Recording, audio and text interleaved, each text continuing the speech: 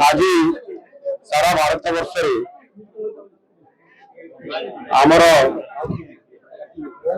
जातीय पताका को आधार कर हर घर तिरंगा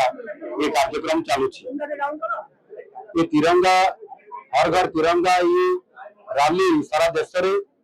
प्रति अंचल ये कार्यक्रम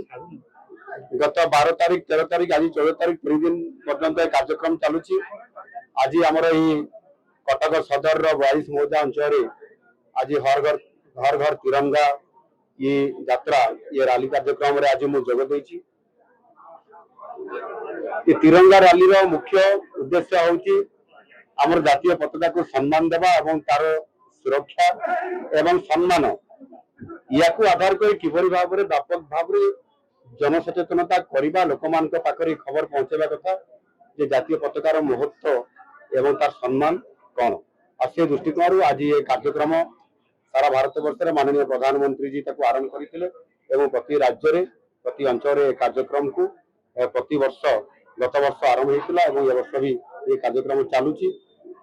निश्चित भाव में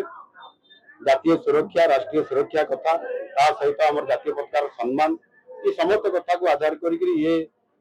हर घर तिरंगा यात्रा आज निश्चित भाव में केंद्र सरकार राज्य सरकार एवं